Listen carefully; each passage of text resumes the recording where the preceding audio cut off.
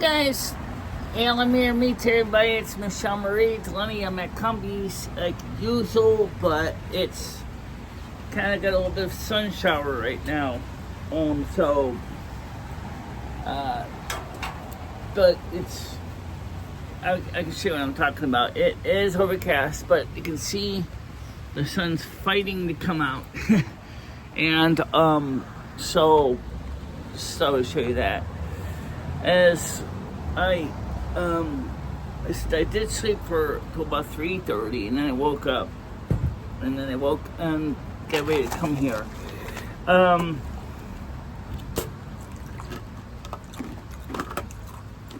Tonight, it's supposed to be fireworks. We don't have any scheduled routines here in Winston, but more than likely, the families downstairs are going to be setting up a lot of them. Let's close the bag here. So, back inside, don't get too soaked. And so basically, we had a good show this morning for a holiday. I want to talk about what Noodles was talking about this morning. This applies to anybody on SSDI and anybody on regular Social Security retirement.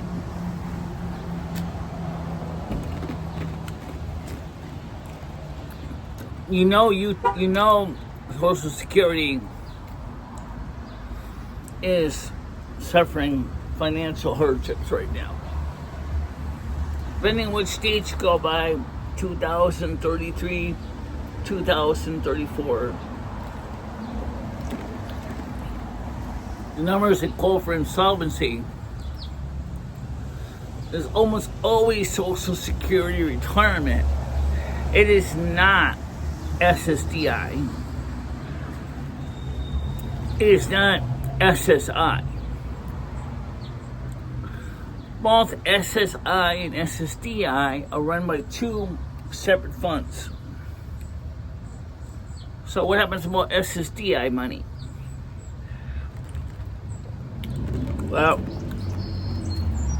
that's a great question. What happens to that money? Does it change? Do we make more money if Social Security goes insolvent? What happens to people on SSI and SSDI? I don't know. But I can tell you what happens to people on SSA. According to the Social Security trustees, they say if they don't get more earnings coming in taxes from Social Security for payroll taxes, that the amount of benefits that people who retired will receive is 60% of what they're entitled to. 60%. That's money that they've been paying into the system while they were working. Now, depending on how much money you've been paying into the system, that could be, if for a well-to-do person that was paying about $3,000 and more, would have been receiving a benefit for that, and talking about upper crust, $250,000 earner. That's the max you can get. Their check will be cut at 60% to about $2,000 a month, okay? That's it. But there's this thing called a donut, and I keep talking about the donut, and people get all confused by it. So let's keep this simple. The donut is not some delicious thing from Krispy Kreme. It's basically, it's like a cake. If you make less than $250,000, you pay tax.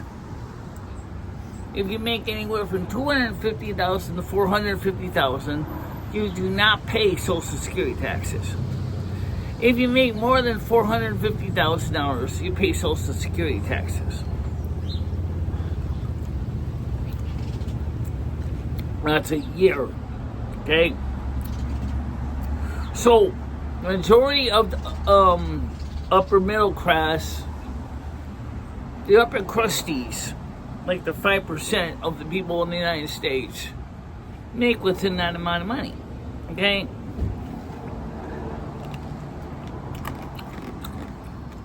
So, maybe you're asking yourself a great question. Why do we have a donut? Well, because sometimes Congress comes up with stupid ideas. Look, guys, if you make $500,000 a year, or even $250,000 a year, you probably got other investments besides Social Security. You're probably investing your money into stocks, retirement funds, treasuries, bonds, certificates of deposit, IRAs. You're probably making money going in other ways besides Social Security. Well, I have a question. What if Social Security offered you an option? I'm talking, this will probably be applied more for those who have extra money to burn. Could say, John Doe, hi, would you like to make some additional deposits today? We could greatly help your retirement fund. If you want to go ahead and put more money towards the Social Security program than what you would have been paid. But they don't offer that. So, that doesn't work. So, people are rightfully concerned about the Social Security Trust Fund running dry. Unfortunately, it doesn't seem to be talking about people with Social Security disability or supplemental security income or being railroad retirement or Veterans Administration benefits. Yes, Social Security runs all those, and they're all under the Social Security Health and Human Services umbrella.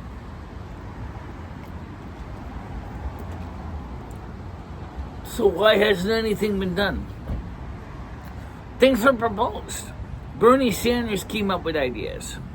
Other people have come up with ideas in the House and the Senate. But none of the bills actually got to the floor to be voted on. And that's because of a couple of reasons. Number one, the Senate is a do-nothing Senate. It doesn't do anything. Even though Bernie Sanders usually is independent and he usually tends to vote towards the Democrat, the Democrats didn't even bother to try to bring it to the floor because they didn't think the House would pass it, which is a possibility. However, because no legislation was passed, sooner or later,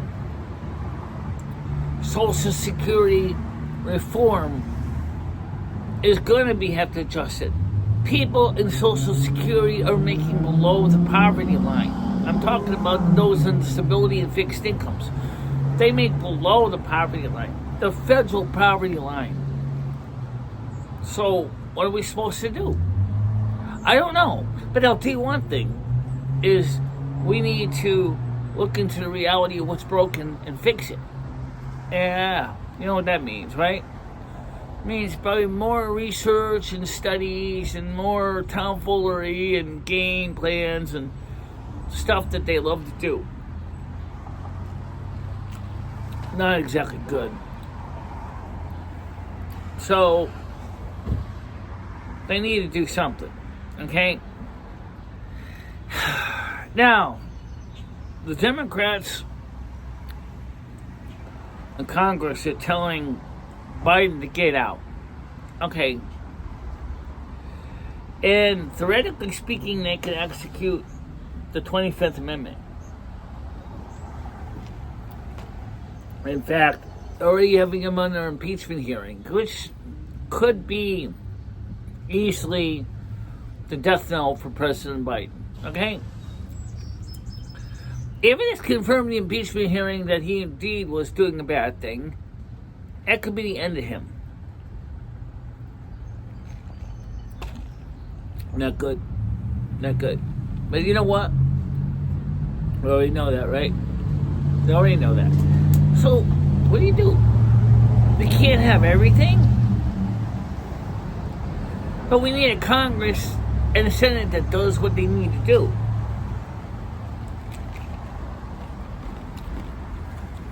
They need to pass legislation that deals with real world problems in the United States. And yet, they're not doing that. Why? Why are they not doing that? I don't know. But if you ask me, they need to do something.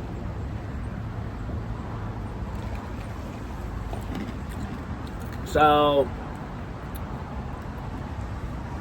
after all, they know that they are the ones that actually control the purse strings. They're the ones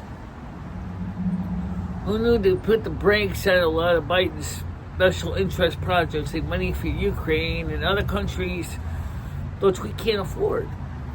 They're the ones who need to determine policy for programs like Social Security. But they're not doing that. And that's one of the reasons why, if you ask me, the whole Congress, especially those who are not even looking at the reality of what they need to fix, need to go, including Chuck Schumer, as Speaker of the Senate and the House Majority Leader and the Democrats in the House.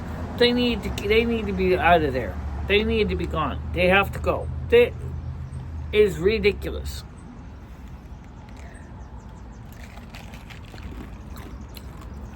Now, America needs help, but I don't think we're going to get it. So, let's wake up and be realistic about it. We're not going to get it. Because it's the same old excuse. Oh, I'm not going to fix the problem. I don't want to fix your problem because I don't want your constituents to get the assistance that they need.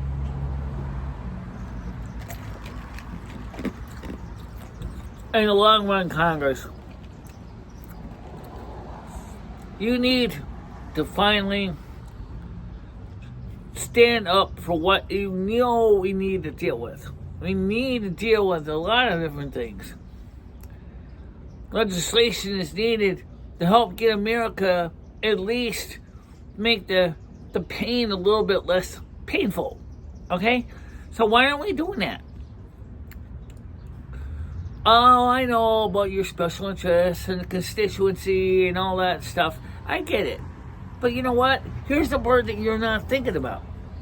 While you're sitting there worrying about giving money to a country that does not love us, and you're sitting there giving money to another country which is becoming more of a tyrant. Actually, both countries are, but while you're allowing your president to go ahead and antagonize Russia and China, and you're allowing this madman to sit behind the wheel, and under his regime, many will die because nothing's being done to curb his power. It's one thing to have a dictator that has all his marbles. It's far more dangerous to have a dictator that doesn't know if he's coming or going. And now the Democrats and many Republicans are starting to see that. Too late, buddy. You know why? Because you allowed this man to hoodwink you for 3 years, sitting there and kept asking for money for Ukraine and China and aggravating China and Russia. For 3 years, you have allowed this man to do this to you. All the Democrats are saying all the Republicans were wrong about Joe Biden's competency. Turns out they were right. And now you made a mess. Can the Democrats fix this? Yes, they can. If they do one thing that they must do. Stop choosing to support a president who is clearly sick in his head. We got to get rid of this guy. We have to get him out of there. You already got the impeachment procedure going. Let's get the 25th Amendment executed. Let's get him out of there. Congress, you have the power to also execute the 25th Amendment. You need to get him out of there. You need to vote him out of there. You have justified grounds, not only from the articles of impeachment, but also because of his well-being. He clearly is sick in the head. He's abusing power. You know that. So why are you sitting there going, oh, it's okay? No, it's not okay. It's not okay. Our country is becoming destabilized because of your lack of action. That's right. You're not acting. Because you're not acting, he's allowed to continue on this charade. And he's going to keep doing it. He stubbornly said, I am still running for a Democratic nomination. Hell no. You know what? I just rise the DNC leader doesn't tell him straight up, Mr. Biden, take your bags and go home. You're not going to be running for our office. We have decided enough's enough, Mr. Biden. Go away. You're not suitable for president-elect in 2024. Go away. But if no one stands up and says to him, very firmly says, no, Joe, you will not go. You will not become the next nominee for the DNC. We, as delegates, are telling them straight out, we're not putting you in there. The DNC needs to stand up. The DNC needs to say no. And the DNC must not be allowed to be bullied by a man that's sick in the goddamn head. That's what's going on. And that's the reason why we need, as American people, need to make sure to hammer it straight through their thick skulls. No, Mr. President, you are not going to be running for president. We do not want you in the nomination. We do not want you going to the DNC meeting. We do not want you as a presidential candidate. And if he definitely gets impeached, he definitely can't be president. So, what are you going to do? What are you going to do? Act like Mr. Wimp in Chief is still going to be okay, assuming he doesn't get impeached? Well, I'm sorry, but that is also a possibility. So Kamala Harris will be running pro tem. She's going to have to. She's going to have to. And she may not like it. She may not think it's fun. She may think it sucks. It don't matter. You got to do your goddamn job, lady. It's your job. And you need to fight and stand for what is right. Amen. Amen. And don't forget that, people. We got to take back the White House. When a man who's losing his mind in power, an extreme power like that, is extremely dangerous. It's not like it's the Democratic House of Representative leader that's losing his mind.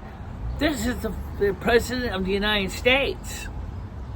A man that controls the nuclear launch codes. The man who can basically blow up the entire world. An Earth-level extinction event by use of nuclear weapons. Or biological weapons. Or chemical weapons.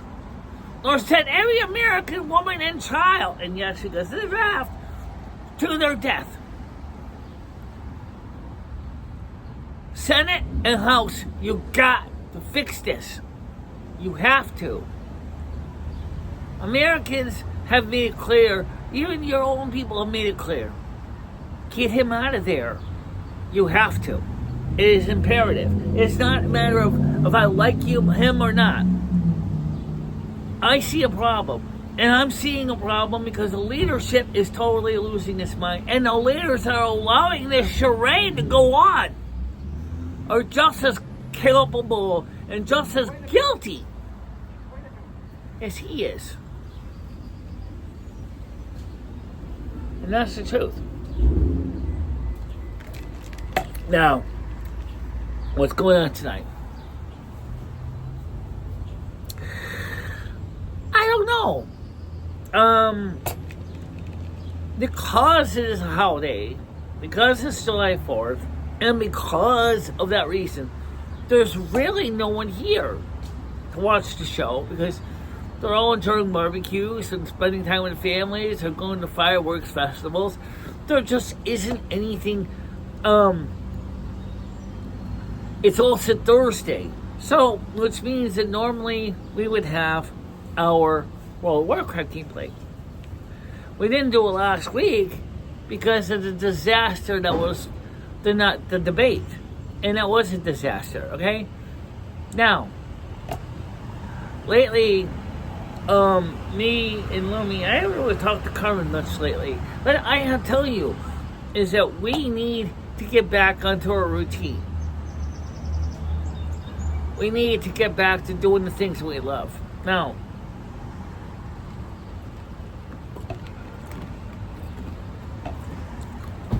tomorrow morning, me and Krista are probably going to be coming out here again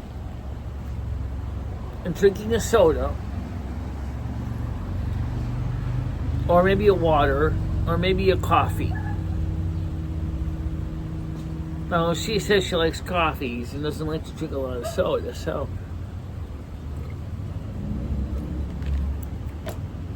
there's nothing wrong with coffee, but I really don't feel like drinking coffee. This is Diet Coke with cherry.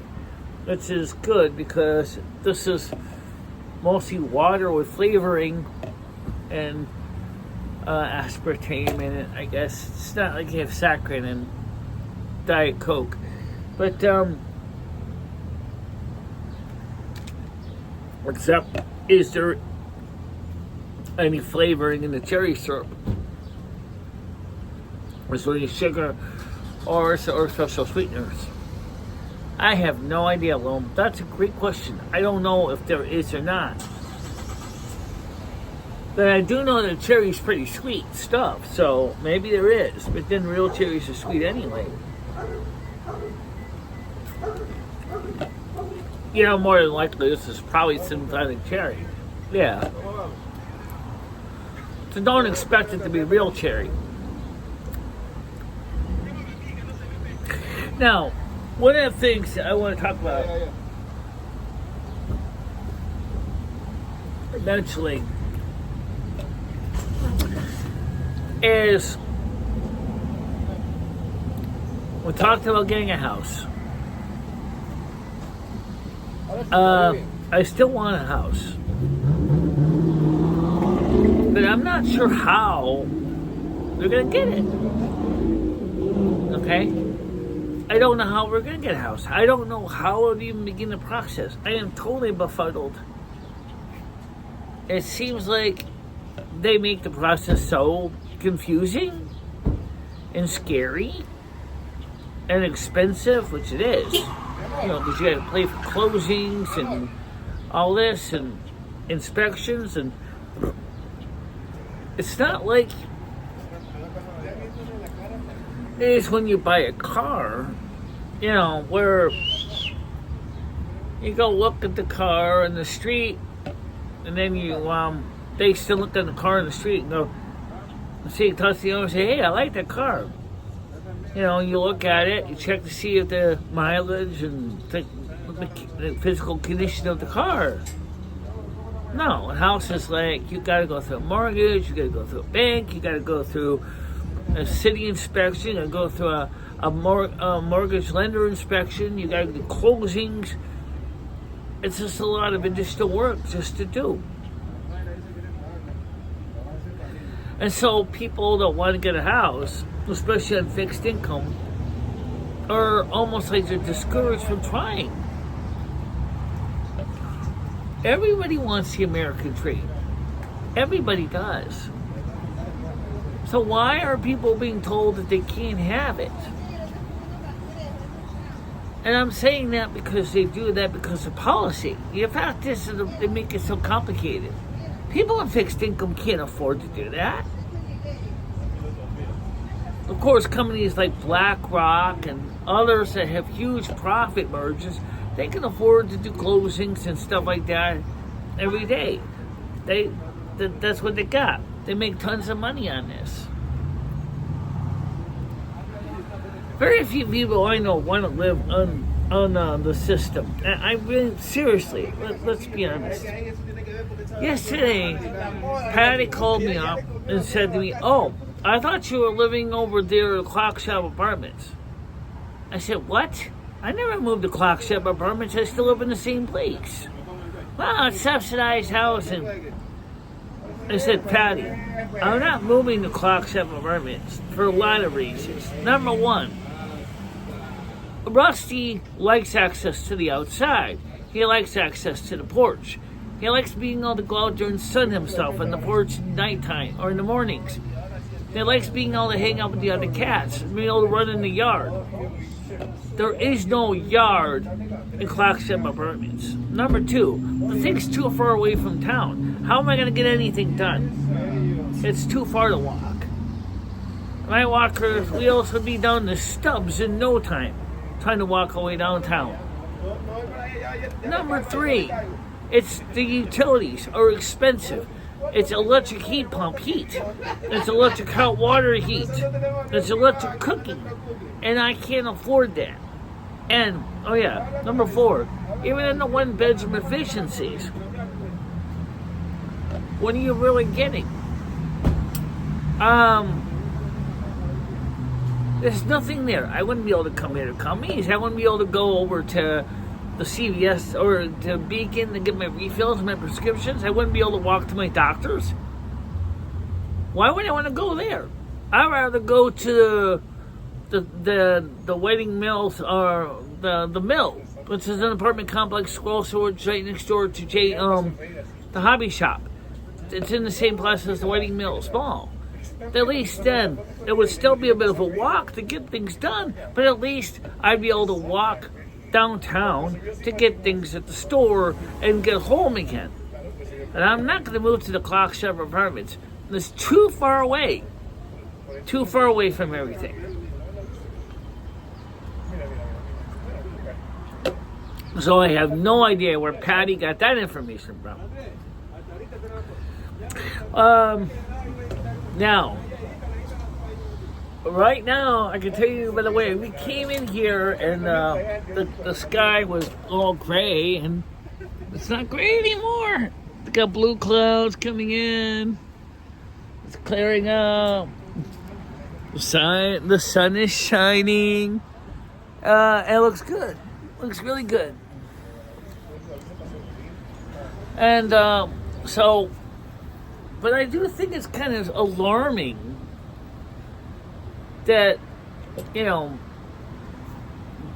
how did Patty come up with that conclusion? I was moving to Clock Shop Apartments. I never told her I was moving to Clock Shop Apartments. There's nothing at Clock Shop Apartments for me. There's nothing there. It's just not a place for me.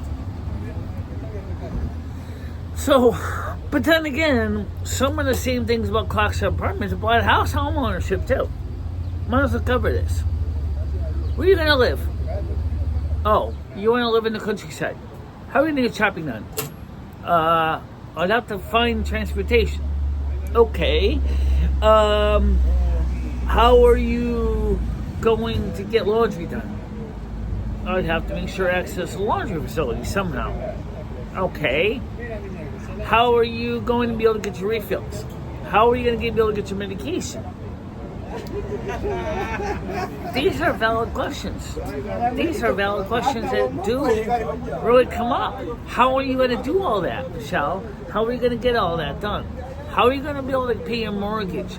How are you going to pay your insurance? Again, I want so much to get housing together. I want so much to be able to have equity. Now, I can go over rent to own. That's an option. If a landlord is willing to rent me a property so I can establish equity in that property. For example, like a condominium. I'm going to use this as an example because it's a good example, okay? Because some condominiums do this. If you agree to go to rent to own for a condominium, you will pay, depending on the condominium price, you can pay as much as $1,000 a month, maybe more, depending on how big it is or complicated it is. Let's just say $1,000. Let's just keep it easy, okay? I'm paying $1,000 now, right? But I don't get any equity out of it. I don't establish any equity after a year or $12,000 in rent's paid. I don't get any equity. But if after, let's say it's because it's a condominium, let's just say it's it's a low income, it's a low cost one. Let's say it's $70,000. Okay, I'm just gonna pick numbers that are easy to chew on. So at the end of a year, you're saying you're out of the $12,000 you're paying, let's just say $7,000 is going towards your principal. Okay? So that means in 10 years, that condominium is yours. You now have equity. You now have, so basically you're paying for the utilities, the taxes, whatever, when you're renting. And plus interest for the owner. That's great. That's a great idea. It's not the best, but it's better than nothing. If that's what you got to do with. And also your credit score will go up because now they can say, yes, Michelle now is earning equity and she has housing and she has a place to go. Fantastic. Let's do it. What's the problem? There's not too many people that do that. That's the problem. Okay? So, I think you see the point. Does that mean I should totally forego my dream? No. Does that mean that I should totally put the brakes on it? No. Does that mean I should research it more? Absolutely. Do I think it's still a possibility? Well, maybe.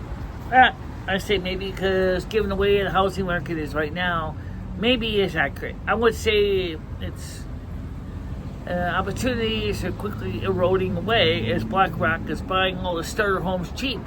And then they're turning them into rentals and meaning, yeah, guess what? You can't compete against BlackRock. BlackRock will outbid you. Okay? So if you can get a piece of house and you can put down a bid, say like at an auction, for example, and you actually have good standing, then maybe you can win. Right? Gee, that's great. Unfortunately, it don't work that way. It really doesn't. So just interesting and frustrating. Okay? But I want to do more than, just rent for the rest of my life. Well, I don't know what the next life is going to be like. I can't tell you what next life is going to be. It's going to be a whole new environment. It's a whole new place, a whole new community, a whole new everything. All new materials. So I can't tell you what Silver Moon's like. I only can tell you what I know I found out from Mother. It's going to be a new challenge. And it's going to be a new life experience. So, enjoy the challenges that are coming up because they're going to be very important. I should tell you something. Anyway, so I didn't. Now, you're probably also wondering another question. I'm going to ask this right now. Michelle, here's the next question. Your videos may not have as many viewers, but your videos also have more advertising than your live streams are. Would it make sense to have more videos and less live streams? Or do you think it's important to provide a balance for both? It is important to have a balance because people who watch the videos are people that want to have content that has a certain number of hours or minutes of content they can view. Maybe because maybe they have a 30-minute lunch break and they see a 30-minute video and they go, oh, I can watch the 30-minute video. But whereas watching a live stream that can meander for 2.5, 3 hours may not be an option. Since YouTube also automatically peppers lots and lots and lots of advertisement in my videos, can't say the same thing on my live streams because our live streams don't have enough gaps to encourage ad spots to be inserted. So that means that for our live streams, we don't get more than 1 to 2 ads, tops. That means the whole 3-hour stream, we get maybe 1 or 2 ads.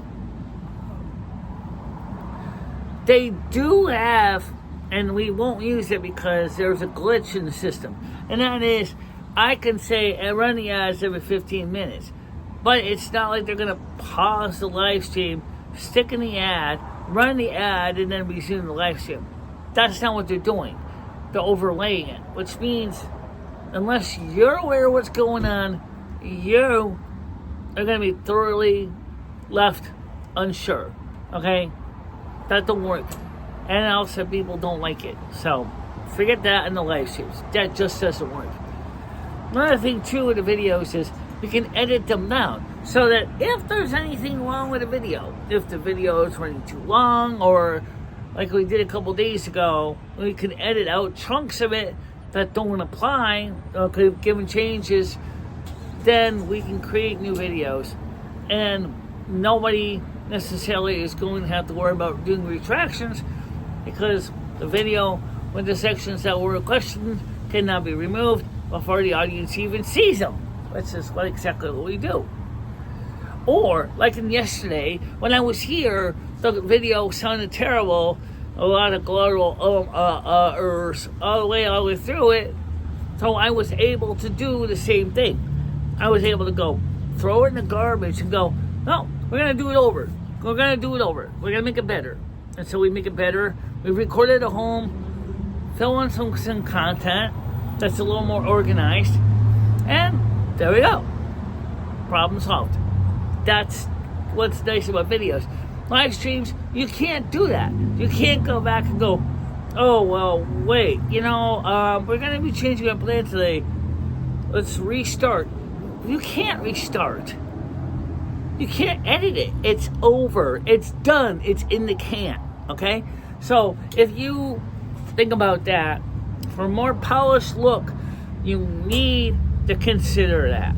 Now, next thing, which I'm going to bring this up. We're shooting our videos in 720 by 576, 25 frames per second, PAL G.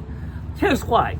If you look at what our content is, it's not necessarily picture oriented. It's audio oriented. Our content, most all of our videos, is sound based. Remember, I am registered blind. I hear more than I see. So when I listen to my streams, YouTube, of course, is a video platform. So doing these 720p video, seeing somebody who's sitting on a patio of Cumberland Farms, no. Why do we make a big deal about it?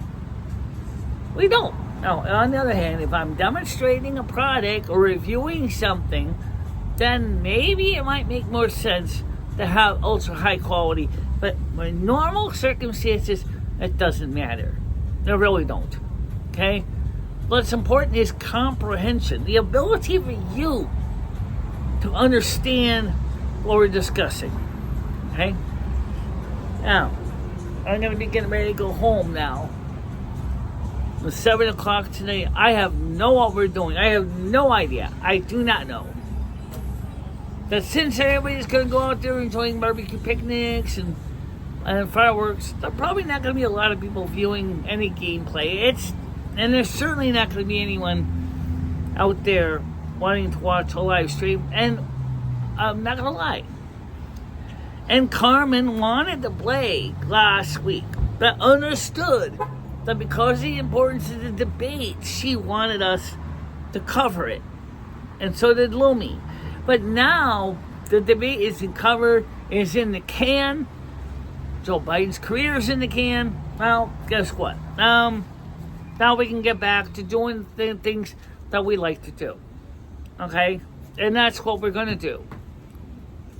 And right now, by the way, in case you didn't notice, we have our cord plugged in here for the phone to charge, because I didn't have time to recharge because I was watching videos before it came out here because of the rain. So I just wanted to make sure to let the batteries get a refill before the, Now, one other thing I want to discuss, even though it's not a big deal. As you know, the new mixer does not have the audio gain that the other mixer does for dynamic microphones. Which is sad, because honestly, I used to love that I'd be able to turn the microphone up to the point where I could basically overpower everybody. You can't do that with this mixer. It doesn't get loud enough.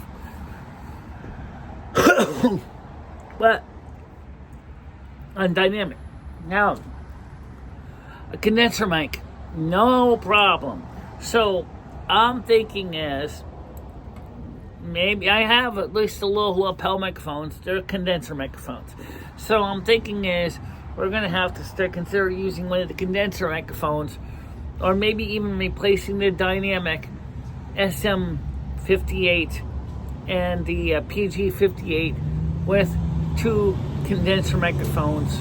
I'm sure in the future they're going to give us more gain, because these dynamics don't have as much power as we really want. So it doesn't have the ability to really be clear and loud and strong. And so we need to consider that. We need more gain.